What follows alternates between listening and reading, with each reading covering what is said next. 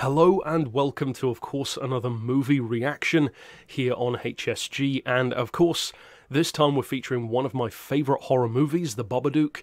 I believe the directorial debut of Jennifer Kent, actually. She's doubtless done a couple of shorts before that, but I think this was her first mainstream movie. And this is a movie which I think you'll probably enjoy if you're a fan of, for instance, something like Hereditary in more recent years. If you've seen Hereditary and haven't seen The Babadook, I would recommend checking it out. And potentially even vice versa as well, if you've seen The Babadook and not Hereditary. But without any further ado, let's get into the film.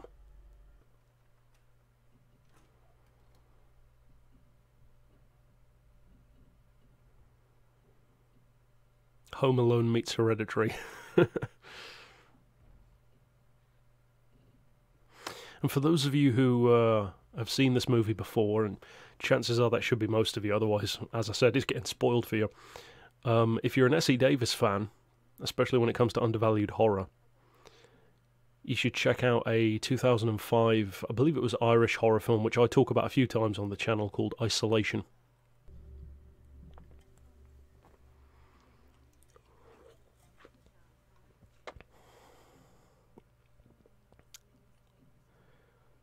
Even worse. What would be even worse?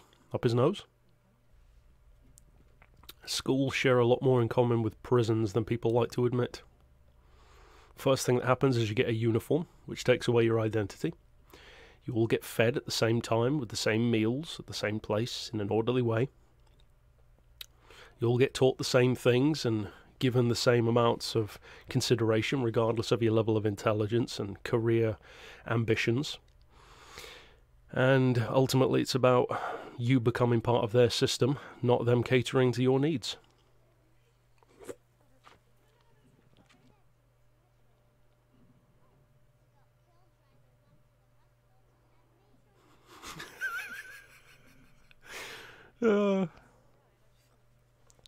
Says it as it is, that one.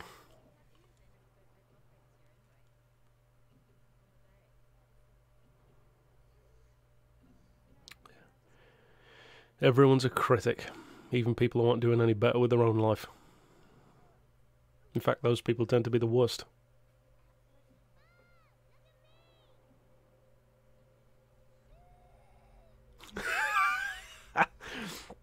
Oh, A1 editing. He's a great child actor. I know a lot of people found him annoying in this film, but it seems to always be a few scenes that people go back to, like where he's screaming in the car, and it's like, that's hardly the whole movie. One of the things I like about this movie as well is that it has this relentlessly bleak look and tone to it. There's no real moment where it feels lighter or brighter for a moment, and of course that ties into what I believe the primary undertone of the movie is, which I guess I can spoil it because, again, you should have already seen the movie if you're watching this, but with the undertone of depression and even just mental illness in general being, you know, where the monsters manifest themselves from. I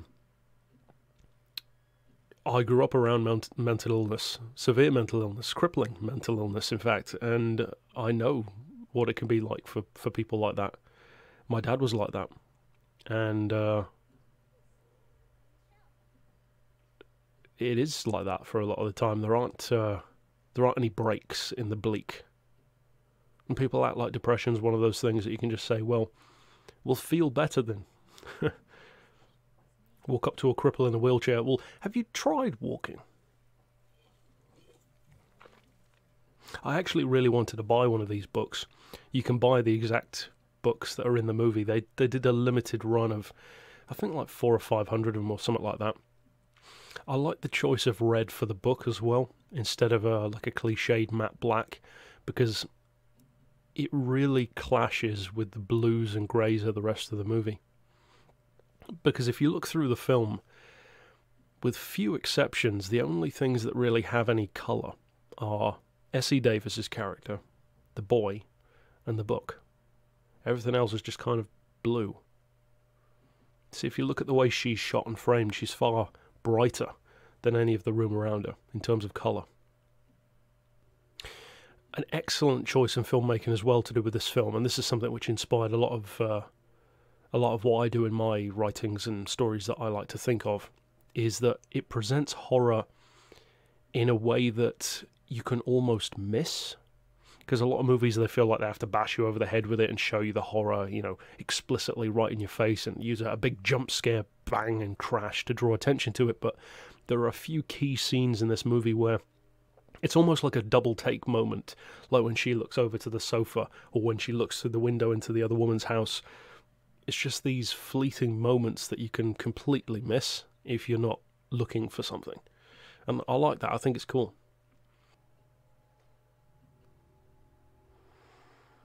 I'd kind of like my version of the book to look more like that. Having it all ripped up and put back together would look pretty cool.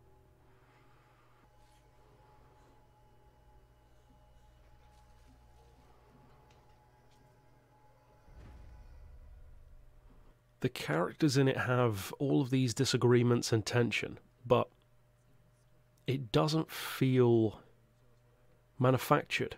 Like in a lot of stories, the tension and the disagreements, they feel kind of, I don't know, just like they're there for the sake of it, whereas in this one, it all feels real, and that's almost why it's so annoying, and it actually helps the plot rather than hurts the film. It's a fine line, though. It's a very fine line. This one is the right side of the line, in my opinion.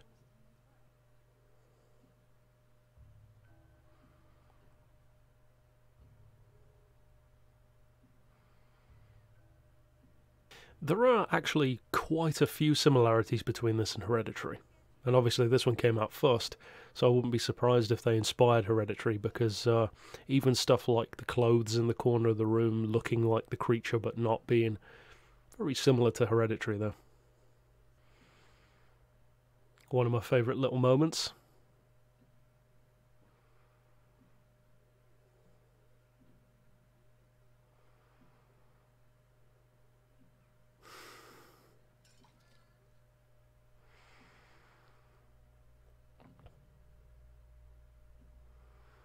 No jump scare, no dramatic music.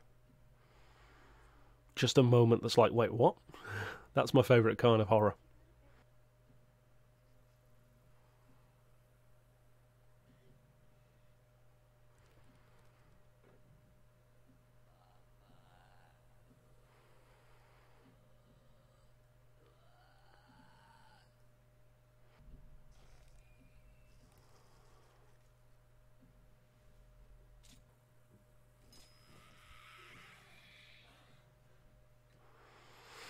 One of the things I liked about that scene as well is not only the great sound design, but also the almost stop-motion style of the editing, where you kind of, I guess it's more of like a Japanese cliche of like skipping frames as the ghost girl comes toward you, but the way that that one's done, it almost reminded me of the way like a jumping spider moves, those tiny little spiders that we get in the UK. They don't so much walk, they kind of dart from side to side and kind of move from one place to another seemingly by like skipping a beat.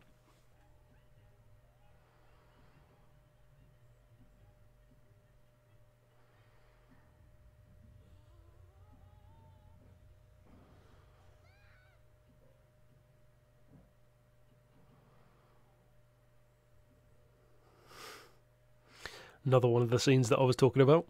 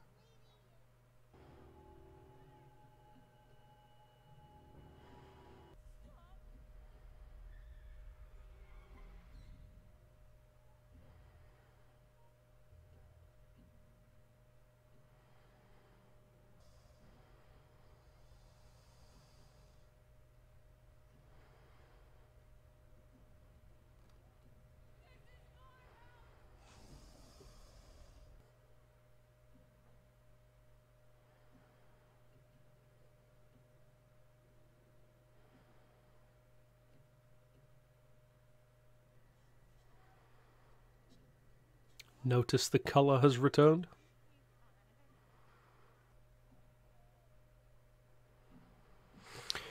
I don't know if the metaphor of the film is as intrinsically tied to depression as I've postulated, but that's what I take from the film. How you kind of never fully necessarily get rid of that monster, but for some people you may find a way of having it move more to the background, or to the basement, if you will. Might not be what the film's going for, but that's what I took from it anyway. Also, there's the possibility that the film could be highlighting the benefits of dealing and facing your demons rather than trying to push them to the background, which, again, I could be wrong, but those are just some of the things that I take from the movie. So yeah, like I said, I love The Babadook. It's a very controversial horror film. Not in terms of like being taboo or something, but in terms of a lot of people seem to have been disappointed by it. A lot of people say, oh, it's too slow, it wasn't scary enough. To me, I don't need a horror movie to necessarily be scary. I know that sounds counterintuitive, but for me, I can just enjoy it from just the craftsmanship and filmmaking point of view, how well it was written, how good the characters are, but also, to me, it doesn't need to leave you like sleepless for it to be a good horror movie. It could just have a good point that it puts across, or an interesting slant on something. And to me, I would put The Babadook more into that camp. It's not a movie that makes me lose sleep, but it's a movie that I think definitely benefits from being thought about more. And I think some of the people who might have expected more from this, or expected something different, maybe just a traditional monster movie rather than a horror film, they were probably disappointed because it doesn't really offer that side of horror. It's actually much more emotional and much more drama related in terms of horror, in, again, a similar way to Hereditary. So yeah, give me your thoughts down below. What do you think of The Babadook? It's certainly one of my favourites. I would definitely put it in my top 10 favourite horror films. It might be in my top 10 favourite movies, in fact. And yeah, it was cool to have this opportunity to watch it again. And of course, if you are new to the channel, I've done reactions to other movies. I've reacted to The Thing, to Splinter, Black Mountainside, of course this one now, and I will be doing more in the future as well. So stick around on the channel for more. Of course, click this playlist on screen to see all of my movie reactions, and make sure to hit that notification bell if you want to check out my new videos as soon as they're released. And of course, as it says in here, or over here on the video, if you do want to check out my horror novels that I've actually written, you can click the link down below to check those out. But until next time, I'll see you then, and for now, as always, thanks for watching.